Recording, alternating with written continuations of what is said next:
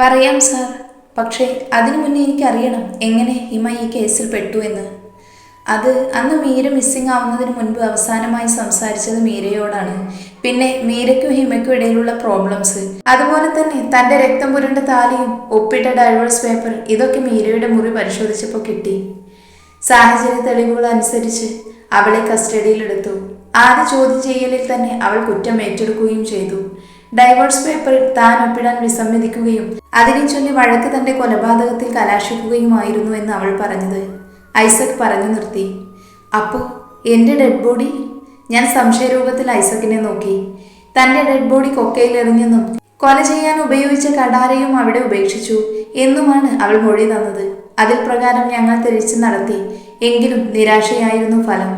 പിന്നെ അന്ന് നല്ല മഴയായിരുന്നല്ലോ. ഫ്ലഡിൽ തൻ്റെ ഡെഡ് ബോഡി മിസ്സായി കാണുമെന്ന് ഞങ്ങൾ അങ്ങ് അസ്യൂം ചെയ്തു. ബിക്കോസ് അത്ര സ്ട്രോങ് ആയിരുന്നു അന്ന് ഹിമയുടെ മൊഴി. പലതും മനസ്സിൽ കണക്ക് കൂട്ടിയാണ് ശേഖരൻ വീട്ടിലെത്തിയത്. ഓപ്പേ, കസേരയിലിരുന്ന് ശ്രീരൂപത്തെ നോക്കി അയാൾ വിളിച്ചു. കണ്ടോ നീ പോയി അവളെ? ഉവ്. എന്തു പറഞ്ഞു? കൂടെ നിൽക്കാന്ന് ഏറ്റിട്ടുണ്ടോ ഓപ്പേ? ആ, സൂക്ഷിക്കണം. ഒന്നും പഴയ പോലെ ആവർത്തിക്കരുത്. ഒരിക്കൽ കൂടി അവളെ ആ ഇരുമ്പഴക്കുള്ളിൽ കാണാനുള്ള ഇട നീ ഉണ്ടാക്കരുത്. ഓപ്പേ. അതുപോലെ ഒരിക്കലും അവൾ അറിയരുത് നീയും ഞാനുള്ള ബന്ധം. അവരുടെ വാക്കുകൾ ഉറച്ചതായിരുന്നു. എനിക്കറിയില്ല സർ, അവൾ എന്തിനാണിത് ഏറ്റെടുത്തത് എന്ന്, എന്തിനീ കള്ളക്കഥ മെനഞ്ഞെടുത്തു എന്നും. എന്നാൽ ഇതൊന്നുമല്ല സത്യം. അതിരിക്കട്ടെ, അവളും ഞാനും അവസാനമായി സംസാരിച്ചത് നിങ്ങൾ എങ്ങനെ അറിഞ്ഞു? ഹോസ്പിറ്റലിലെ CCTV ഫുട്ടേജിൽ നിന്ന്, ഐസക് പറഞ്ഞു. അപ്പോൾ അവിടെ വെച്ചാണ് എനിക്ക് തലക്കടി ഏറ്റത്. ഞാൻ ഡിവോഴ്സ് പേപ്പറിൽ ഒപ്പിട്ടതും ഇതൊന്നും നിങ്ങൾ കണ്ടില്ലായിരുന്നോ? അത് മതിയായിരുന്നല്ലോ അവൾ പറഞ്ഞതൊക്കെ കള്ളമാണെന്ന് സ്ഥാപിക്കാൻ. ഞാൻ ഐസക്കിനെ നോക്കി പറഞ്ഞു. വാട്ട്? താൻ എന്തൊക്കെയാണോ ഈ പറയണേ? തനിക്ക് അപകടമേറ്റത് സിറ്റി ഹോസ്പിറ്റൽ വെച്ചാണോ? പക്ഷേ ഇതൊന്നും അന്ന് CCTV ഫുട്ടേജിൽ കണ്ടില്ലല്ലോ. മീര പ്ലീസ്, അന്ന് അവിടെ എന്താ നടന്നതെന്ന് പറയാമോ താൻ? ഐസക് വല്ലായ്മയോടെ അനുവിനെ നോക്കി. തലക്ക് കിട്ടിയ ശക്തമായ അടിയിൽ വീണുപോയി ഞാൻ. പക്ഷേ ബോധം അറിയുന്നതിന് മുൻപേ ഞാൻ വ്യക്തമായി അറിയുന്നുണ്ടായിരുന്നു. ആരാ? ഹിമ ഭയന്ന് വിറച്ചു ചോദിച്ചു. പിടിച്ചു കെട്ടവളെ, അയാൾ ഹിമയുടെ നേരെ വിരൽ ചൂണ്ടിക്കൊണ്ട് ആക്രോശിച്ചു. ഉടനെ രണ്ടുപേർ അവളെ ബലമായി പിടിച്ച് ബന്ധിക്കാൻ തുടങ്ങി. അവളുടെ കഴിവിന്റെ മാക്സിമം അവൾ ചെറുത്തു നിൽക്കാൻ ശ്രമിക്കുന്നുണ്ട്. അപ്പോഴേക്കും അയാൾ എന്നെ എടുത്ത് തോളിലിട്ട് നടക്കാൻ തുടങ്ങിയിരുന്നു. മീരേച്ചി വിടടോ, എൻ്റെ ചേച്ചിയെ വിടടോ. മീരേച്ചി. എൻ്റെ ബോധം പൂർണ്ണമായും മറയും വരെ അവളുടെ കരച്ചിൽ എൻ്റെ കാതിൽ അലയടിച്ചുകൊണ്ടിരുന്നു. മുഖത്ത് ശക്തമായ വെള്ളത്തുള്ളി പതിയുമ്പോഴാണ് പിന്നെ ഞാൻ കണ്ണു തുറന്നത്. തലയ്ക്ക് പിറകെ ശക്തമായ വേദനയുണ്ട്. കഴുത്തിലും നല്ല വേദനയുണ്ട്. ശ്വാസം എടുക്കാൻ പോലും കഴിയുന്നില്ല. ഞാൻ പതിയെ തലക്ക് പുറകിൽ തൊട്ടുനോക്കി. രക്തം ഒഴുകുന്നുണ്ട്. കഴുത്തിൽ വെറുതെ ഒന്ന് തടവി. എൻ്റെ താലി അത് അറുത്തുമാറ്റപ്പെട്ടിരിക്കുന്നു. ഞാൻ എനിക്ക് ചുറ്റും കണ്ണോടിച്ചു. മഴ ശക്തമായി പെയ്യുന്നുണ്ട്. എന്നാൽ ഇരുട്ട് കാരണം ചുറ്റുമുള്ളതൊന്നും കാണുന്നില്ല. ഒരു ട്രെയിൻ കൂക്കി വിളിച്ച് വരുന്ന ഒച്ച കേട്ട് ഞാൻ നോക്കവേ അതിൻ്റെ വെളിച്ചത്തിലാണ് ഞാൻ അറിയുന്നത് ഞാനിപ്പോൾ കിടക്കുന്നത് റെയിൽവേ ട്രാക്കിലാണെന്ന്. ഒരുപക്ഷെ ഞാൻ മരിച്ചെന്ന് കരുതി ഇവിടെ കൊണ്ട് വന്നിട്ടതാവും. ട്രെയിൻ എനിക്ക് നേരെ അടുത്തോണ്ടിരിക്കുന്നു. എഴുന്നേൽക്കാൻ ശ്രമിക്കുന്തോറും ഞാൻ വീണുപോയിരുന്നു. പെട്ടെന്ന് കിട്ടിയ ശക്തിയിൽ ഞാൻ എഴുന്നേറ്റ് മറുഭാഗത്തേക്ക് ചാടി. അതേസമയം ട്രെയിൻ ട്രാക്കിലൂടെ പാഞ്ഞു പോയിരുന്നു. ഞാൻ എഴുന്നേറ്റ് നടന്നു. പലയിടത്തായി വേച്ചു പോയെങ്കിലും വീണു പോകാതിരിക്കാൻ ശ്രമിച്ചു. കാറ്റ് ശക്തമായി വീശുന്നുണ്ടായിരുന്നു. മഴ ശക്തമായി പെയ്യുന്നുണ്ട്. പക്ഷേ എൻ്റെ ഉള്ളിൽ തിളക്കുന്ന അഗ്നിയെ അണക്കാൻ അതിനൊന്നും കഴിയില്ല. വീണു പോകാതിരിക്കാൻ വെറുതെ ഒരു ശ്രമം നടത്തി. എന്നാൽ കാലിൽ ശക്തി നഷ്ടപ്പെടുന്നത് പോലെ ബോധം നഷ്ടമാകും മുന്നേ ചീറിപ്പാഞ്ഞു വരുന്നൊരു കാർ മാത്രമാണ് എൻ്റെ ഓർമ്മയിലുള്ളത്. പിന്നെ എപ്പോഴും ഞാൻ കണ്ണു തുറക്കുമ്പോൾ ഞാൻ ഉണരുന്നതും കാത്ത 2 പേര് എൻ്റെ അടുത്ത് തന്നെ ഉണ്ടായിരുന്നു. എൻ്റെ ജാനു ആൻറ്റിയും വിശ്വനാങ്കിളും. എൻ്റെ മിഴികൾ അനുസരണയില്ലാതെ ഒഴുകിക്കൊണ്ടിരുന്നു. അത് അമർത്തി തുടച്ച് ഞാൻ ഐസക്കിനെ നോക്കി. ഐസക് അപ്പോഴും ചിന്താകുലനായിരുന്നു എന്ന് അയാളുടെ മുഖം വ്യക്തമാക്കുന്നുണ്ട്. അപ്പോൾ അങ്കിളും ആൻറ്റിക്കും എല്ലാം അറിയാമായിരുന്നോ തന്നെ പറ്റി? ദീപു ഇടയ്ക്ക് കയറി ചോദിച്ചു. ഇല്ല ദീപു, അന്നൊന്നും പറയാവുന്ന മാനസികാവസ്ഥയിലായിരുന്നില്ല ഞാൻ. ജാനു ആൻറ്റിനെയും അങ്കിളിനെയും എനിക്ക് പരിചയപ്പെടുത്തിയത് പോലും ഡോക്ടർ അരുണാണ്. അദ്ദേഹമാണ് അന്ന് എന്നെ ചികിത്സിക്കുന്നത്. ഞാൻ അന്ന് ചെന്ന് വീണത് അവരുടെ കാറിന് മുന്നിലായിരുന്നു അത്രേ. ഒന്നിനോടും ഞാൻ റെസ്പോണ്ട് ചെയ്യാത്തോണ്ടും തലക്കേറ്റ അടികൊണ്ടും എൻ്റെ മെമ്മറീസ് ഇറേസ് ആയതാകുമെന്ന് ഡോക്ടർ വിധി എഴുതിയത്. പതിയെ പതിയെ ഞാൻ അങ്കിളിൻ്റെയും ആൻറ്റിയുടെയും മോളായി മാറി. എനിക്ക് അനുപമ എന്ന പേര് പോലും അങ്കിളാണ് ഇട്ടത്. വർഷങ്ങൾക്ക് മുൻപേ അവർക്ക് നഷ്ടപ്പെട്ട അവരുടെ കുഞ്ഞിൻ്റെ പേരാണ് അനു എന്ന്. അപ്പോഴും എൻ്റെ കണ്ണ് അനുസരണയില്ലാതെ ഒഴുകിക്കൊണ്ടിരുന്നു. ഐസക് അപ്പോഴും എന്തോ ചിന്തയിലായിരുന്നു. ഞാൻ വരാം സാർ, ചെയ്യാത്ത തെറ്റിൻ്റെ പേരിൽ ഇപ്പോൾ ഹിമ ശിക്ഷിക്കപ്പെടുന്നത് അത് പാടില്ല. ഇത്ര നാളും അവളും മനുവേട്ടൻ്റെയും ഇടയിൽ കരടാകണ്ട എന്ന് വെച്ചാൽ മാറി നിന്നത്. പൊങ്ങി വന്ന തേങ്ങലിനെ ഉള്ളിലൊതുക്കി ഞാൻ ഐസക്കിനെ നോക്കി പറഞ്ഞു, നോ മീര, സത്യം അറിയുന്ന തൊട്ടു മുന്നേ വരെ ഞാനും ഇത് തന്നെയാണോ കരുതിയിരുന്നേ. എന്നാലിപ്പോൾ അത് വേണ്ട. താൻ പറഞ്ഞതാണ് അവിടെ സംഭവിച്ചെങ്കിൽ ശത്രു ഇപ്പോഴും മറയത്താണ്. ഒരു പക്ഷേ താൻ മരിച്ചെന്ന് കരുതി അടങ്ങിയിരിക്കുന്ന അയാൾ താൻ ജീവിച്ചിരിക്കുന്നു എന്നറിഞ്ഞാൽ അത് ആപത്താണ്. തൽക്കാലം ഈ നാടകം തുടരാം. പിന്നെ താൻ സൂക്ഷിക്കണം. അതുപോലെ അന്ന് നടന്ന് താൻ ഒന്നുകൂടെ ഒന്ന് ആലോചിക്കുക. ചിലപ്പോൾ അയാളെ ഐഡന്റിഫൈ ചെയ്യാൻ എന്തെങ്കിലും ഒരു ക്ലൂ കിട്ടാതിരിക്കില്ല. ഇതെന്റെ കാർഡാണ്. ഏത് ആപത്ത് ഘട്ടത്തിലും തനിക്ക് എന്നെ വിളിക്കാം. അയാളൊരു കാർഡ് ദീപുവിനെ ഏൽപ്പിച്ചു. ദീപക്, താനൊന്ന് വാടോ. ഐസക് സാർ ദീപുവിനെ വിളിച്ചുകൊണ്ട് നടന്നകന്നു. ഐസക്കും ദീപക്കും കുറച്ച് മാറി നിന്ന് എന്തൊക്കെയോ സംസാരിക്കുന്നുണ്ട്. ഞാനൊന്നും ശ്രദ്ധിക്കാതെ കടലിലേക്ക് നോക്കി നിന്നു. ഈ കടൽ പോലെ പ്രക്ഷുബ്ധമാണ് എൻ്റെ ഉള്ളും. ഇതേ സമയം മാധവ്, ഞാൻ കാറ് പോർച്ചിലേക്ക് കയറ്റിയിട്ടിട്ട് കാറിൽ നിന്നും ഇറങ്ങി.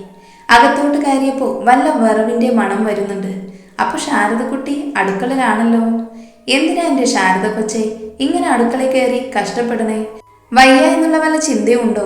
ആ രേഖ ചേച്ചിയോടെങ്ങാനും പറഞ്ഞാൽ പോരെ? ഞാൻ കവളി നുള്ളിക്കൊണ്ട് ചോദിച്ചു. ദേ ചെക്ക, കൊഞ്ചാന്ന് പൊക്കോ. എൻ്റെ മോനെ, ഭക്ഷണം ഉണ്ടാക്കാനുള്ള ആരോഗ്യമൊക്കെ എനിക്കുണ്ടിപ്പോ. ഓ, അറിഞ്ഞില്ല, ആരും പറഞ്ഞതുമില്ല. പൊക്കോ അവിടുന്ന്. ശാരദാമ്മ അടിക്കാൻ തവിയെടുത്തപ്പോഴേക്കും ഞാൻ സ്കൂട്ടായി. എൻ്റെ മഹാദേവ, കാലങ്ങൾക്ക് ശേഷം എൻ്റെ കുട്ടിയുടെ മുഖത്ത് ഇത്ര സന്തോഷം. ഇനി അത് ഇല്ലാതാക്കല്ലേ. എല്ലാം കലങ്ങി തെളിയണേ. ശാരദ നെഞ്ചിൽ കൈവച്ച് പ്രാർത്ഥിച്ചു. അനു, ആരുടെയും കൈത്തോടെ സ്പർശിക്കുമ്പോഴാണ് ഞാൻ തിരിഞ്ഞു നോക്കുന്നേ. ദീപു അതുവരെ പിടിച്ചു നിർത്തിയ തേങ്ങിൽ ഒരു പൊട്ടിക്കരച്ചിലായി പുറത്തേക്ക് വന്നു. അവനെന്നെ ചേർത്ത് പിടിച്ചു. ആ നെഞ്ചിൽ ചേർന്ന് നിന്ന് ഞാൻ കരഞ്ഞു വേണ്ടുവോളം. പെട്ടെന്ന് സ്വബോധം തിരിച്ചു കിട്ടിയപ്പോൾ ഞാൻ അവനിൽ നിന്നും അടർന്നു മാറി. Anu, are you all right? Yes. എന്താടോ ഇതൊക്കെ? അങ്കിളും ആൻറ്റിയും ഒരു പെൺകുട്ടിയെ ദത്തെടുത്തു എന്നറിഞ്ഞപ്പോൾ വിചാരിച്ചില്ല ഇത്രയും വലിയൊരു പാസ്റ്റ് ഉണ്ടാവും അതിന് പുറകിലെന്ന്. അതെ ദീപു, ഇനി ഒന്നും മറക്കാനില്ല. എല്ലാം നീ അറിയണം. ഞാൻ ആരാണെന്നും എന്താ എൻ്റെ ലൈഫിൽ സംഭവിച്ചതെന്നും. പെട്ടെന്ന് എൻ്റെ ഫോൺ റിങ്ങായി. Uncle calling. ഡിസ്പ്ലേയിൽ തെളിഞ്ഞു. ഞാൻ ഫോൺ ദീപുവിന് നേരെ നീട്ടി. ഇപ്പോൾ ഞാൻ സംസാരിച്ച ശരിയാവില്ല ദീപു, പ്ലീസ്. ഞാൻ ഫോൺ അവന് നേരെ നീട്ടി. അവൻ കോൾ അറ്റൻഡ് ചെയ്തു. Hello uncle. Okay uncle, within 10 minute ഞങ്ങൾ അവിടെ ഉണ്ടാകും. ദീപുവിൻ്റെ മുഖത്ത് പതിവിൽ കൂടുതൽ ഗൗരവം നിറഞ്ഞു നിന്നിരുന്നു. എന്താ ദീപു? അനു, നീ വാ. അവൻ മുന്നിൽ നടന്നു. ഇനി എന്തെന്ന ഭാവത്തിൽ ഞാൻ അവനെ പിന്തുടർന്നു. ചേച്ചി പൊളിച്ചു. പ്രാക്ടീസ് മതിയാക്കി തിരിഞ്ഞ് എന്നെ വന്ന് കെട്ടിപ്പിടിച്ചു ഹിമ പറഞ്ഞു. എൻ്റെ മീരേച്ചി, ഈ കോളേജിലെ നമ്മൾ പൊളിക്കും. എൻ്റെ പാട്ടും മീരേച്ചിയുടെ ഡാൻസും നമ്മൾ പൊളിച്ചെടുക്കും. അവളുടെ ആഹ്ലാദത്തിന് അതിരില്ലായിരുന്നു. എന്ത് പൊളിച്ചെടുക്കുന്ന കാര്യമാ മക്കളെ ഈ പറയുന്നത്? ശ്രീദേവി അമ്മയാണ് എൻ്റെ സ്വന്തം അമ്മ. അല്ലെങ്കിലും എനിക്ക് സ്വന്തം അമ്മയെ പോലെ തന്നെയാണ്. അമ്മയ്ക്കും അങ്ങനെ തന്നെ. എൻ്റെ അമ്മയുടെയും അച്ഛൻ്റെയും പ്രണയവിവാഹമായിരുന്നു. വീട്ടുകാർക്കൊന്നും ഇഷ്ടമല്ലാത്തത് കൊണ്ട് രണ്ടും ചാടിപ്പോയി കെട്ടിയത്. എന്നാൽ എൻ്റെ ജന്മത്തോടെ അമ്മ പോയി. ഡെലിവറിയുടെ ഓവർ ബ്ലീഡിംഗ് ആണ് കാരണം. എന്നാൽ മുത്തശ്ശൻ ഇപ്പോഴും കരുതുന്നത് ജാതകദോഷമാണെന്നാ. പിന്നെ ഞാൻ കുഞ്ഞായതുകൊണ്ട് എന്നെ നോക്കാനുമൊക്കെ വേണ്ടി ആ അച്ഛൻ ശ്രീദേവി അമ്മേനെ വിവാഹം കഴിച്ചത്. അന്ന് മുതൽ ഇന്ന് വരെയും അമ്മയ്ക്ക് പകരക്കാരിയല്ല, അമ്മ തന്നെയാണ് എനിക്ക് ശ്രീദേവി അമ്മ. ഞങ്ങളുടെ ഇടയിലേക്ക് ഹിമ കൂടി വന്നപ്പോൾ ശരിക്കും സ്വർഗമായിരുന്നു ഞങ്ങളുടെ അനന്തപുരം തറവാട്. പറഞ്ഞു മര്യാദയ്ക്ക്. എന്താ രണ്ടും കൂടി ഒപ്പിക്കാൻ പോണേ? ശ്രീദേവി അമ്മ കണ്ണുരുട്ടി. അയ്യേ എൻ്റെ ശ്രീകുഞ്ഞെ, ഇതൊന്നും പൊളിക്കണ കാര്യമല്ല. ഞങ്ങളുടെ കോളേജിലെ കപ്പടിക്കുന്ന കാര്യമാ. ഞാൻ ആ കവളിൽ പിടിച്ചു വലിച്ചുകൊണ്ട് പറഞ്ഞു. അയ്യോ എൻ്റെ ചേച്ചി, ഇതൊന്നും പറഞ്ഞാലേ നമ്മുടെ ദേവിക്കൊച്ചിന് മനസ്സിലാകില്ല. ഹിമ അമ്മയെ കളിയാക്കി. ഡീ, അമ്മ അവൾക്ക് നേരെ അടിക്കാൻ ഓങ്ങിയതും അവൾ എൻ്റെ പുറകിലേക്ക് നീങ്ങി നിന്നു. ചേച്ചി കണ്ടോ ശ്രീദേവി ഭദ്രകാളി ആവണത് കണ്ടോ? അവൾ വീണ്ടും അമ്മേനെ താങ്ങി. ഞാൻ ചിരിയടക്കി നിന്നു. അസത്തെ, മൂത്തവരോട് എങ്ങനെ വർത്താനം പറയണമെന്ന് അറിയില്ലേ നിനക്ക്? അമ്മ അവളുടെ ചെവി പിടിച്ച് തിരിച്ചു. അയ്യോ അമ്മേ, സോറി, വിട്, ഇനി പറയില്ല, പിങ്കി പ്രോമിസ്. അവൾ കരയുന്നപ്പം ഞാൻ ഇടപെട്ടു. മതി അമ്മേ, അവൾ കുഞ്ഞല്ലേ, വിട്ടേക്ക്. ഞാൻ അമ്മയുടെ കൈമാറ്റി. ശരി, രണ്ടാളും കുളിച്ച് അമ്പലത്തിൽ പോവാൻ നോക്ക്. ദീപാരാധനയ്ക്കുള്ള സമയമായി. അമ്മ ഞങ്ങളോട് രണ്ടുപേരോടോയി പറഞ്ഞു. ഉത്തരവ് പോലെ അമ്മക്കുട്ടി. ഞങ്ങൾ രണ്ടും റെഡിയാകാൻ വേണ്ടി പോയി. അനു, ഇറങ്ങ്. ദീപുവിൻ്റെ വിളിയാണ് എന്നെ സ്വബോധത്തിലേക്ക് എത്തിച്ചത്. ഇതെന്താ ദീപു ഇവിടെ? ഞങ്ങളുടെ ഹോസ്പിറ്റൽ വിശ്വൻ അങ്കിളിൻ്റെയും ദേവൻ അങ്കിളിൻ്റെയും ആദ്യത്തെ കൂട്ടുകെട്ട് സംരംഭം. അങ്കിൾ ഇങ്ങോട്ട് വരാൻ പറഞ്ഞു. കൂടുതലൊന്നും പറയാതെ അവൻ മുന്നിൽ നടന്നു. പുറകെ ഞാനും. ഞങ്ങൾ രണ്ടുപേരും അങ്കിളുടെ ക്യാബിനിലെത്തി. May I come in? യെസ്. എന്തിനാ അങ്കിൾ വരാൻ പറഞ്ഞേ? ഇത്ര അർജൻറ്റായി? Any problems? ദീപ് ചോദ്യരൂപനെ അങ്കിളിനെ നോക്കി. ഓ നോ, അതെന്താന്ന് വെച്ചാൽ ന്യൂ പ്രൊജക്റ്റിൻ്റെ കാര്യമായി ബന്ധപ്പെട്ട് എനിക്കൊന്ന് മുംബൈ പോകണം. 1 o'clock ഫ്ലൈറ്റ്. നീയും അനുമോളും ഇവിടെ ഉണ്ടാകണം. ഒരു ചെറിയ ഇൻ്റർവ്യൂ പറഞ്ഞിട്ടുണ്ട്. മോൾക്ക് വയ്യാത്തതല്ലേ, സോ നീയും ഇപ്പോൾ ഇവിടെ വേണം. അനു, നീ കുറച്ചുകൂടെ ഹെൽത്ത് കെയർ ചെയ്യണം. അങ്കിൾ എൻ്റെ മുടിയിൽ തലോടിക്കൊണ്ട് വാത്സല്യത്തോടെ പറഞ്ഞു. ഞാനൊന്ന് ചിരിക്കാൻ ശ്രമിച്ചെങ്കിലും പരാജയപ്പെട്ടു. എന്താ അനൂസേ, എന്താ ആകെ ഗ്ലൂമി ആയിരിക്കണേ? അത് എങ്കിൽ അനുവിന് വയ്യാതിരിക്കുമല്ലേ, അതാ. ദീപു ഇടയിൽ കയറി. ഓക്കെ ദീപു, ഓൾറെഡി ലേറ്റായി. എന്ന് ഞാൻ പെട്ടെന്ന് പോട്ടെ. പിന്നെ ഇന്ന് 3 o'clock ഒരു ഇൻ്റർവ്യൂ ഉണ്ട്. Okay bye. അത് പറഞ്ഞ് അങ്കിൾ പോയി. Okay uncle, happy journey. Uncle പോയതും ഞാൻ അടുത്തുള്ള ചെയറിലിരുന്നു. അനു, ദീപു പ്ലീസ്, എനിക്ക് കുറച്ചു നേരം ഒറ്റയ്ക്കിരിക്കണം. അവൻ്റെ മറുപടിക്ക് പോലും കാതോർക്കാതെ ഞാൻ വീണ്ടും കണ്ണുകൾ അടച്ചിരുന്നു. ഓർക്കരുതെന്ന് കരുതുന്തോറും പഴയതോരോന്ന് മിഴിവോടെ കണ്ണുകളിൽ തെളിഞ്ഞു. ഞാനും ഹിമയും അമ്പലത്തിലേക്ക് റെഡിയായി. ഞാൻ ദാവണിയും ഹിമ ചുരിദാറുമാണ് ധരിച്ചിരുന്നത്. എൻ്റെ ഹിമേ, നിനക്കൊരു ദാവണി ചുറ്റിക്കൂടെ? മുത്തശ്ശിയാണ്. പിന്നെ ഇതൊക്കെ എന്തോരം പഴഞ്ചനാ. ഈ മേരേജ് മാത്രമേ ഉണ്ടാവൂ ഈ കാലത്ത് ഇങ്ങനെ. പാവം, ഇപ്പോഴും എൻ്റെ ചേച്ചിക്ക് ആ പുരാതന കാലത്ത് നിന്ന് ബസ് കിട്ടിയിട്ടില്ല എന്ന് തോന്നുന്നു. ഹിമ കളിയായി എന്നെ നോക്കി പറഞ്ഞു നിർത്തി. എൻ്റെ മുത്തു, എന്തിട്ടാണോ എൻ്റെ കുട്ടി സുന്ദരിയാ. ഞാനും അവളെ സപ്പോർട്ട് ചെയ്തു. ഇപ്പോൾ രണ്ടും ഒന്നായി. അല്ലേലും ഞങ്ങൾ രണ്ടാളും ഒന്നാണ് കേട്ടോ. മുത്തശ്ശി പറഞ്ഞു നിർത്തിയതും ഹിമ കുറുമ്പോടെ എന്നെ കെട്ടിപ്പിടിച്ചുകൊണ്ട് പറഞ്ഞു. ശരി മുത്തശ്ശി, എന്നാൽ ഞങ്ങൾ ഇറങ്ങട്ടെ. മുത്തശ്ശിയോട് യാത്ര പറഞ്ഞുകൊണ്ട് ഞങ്ങൾ അമ്പലത്തിലേക്ക് നടന്നു. ദീപാരാധന സമയത്ത് ഭഗവാൻ എന്തൊരു തേജസ്സ.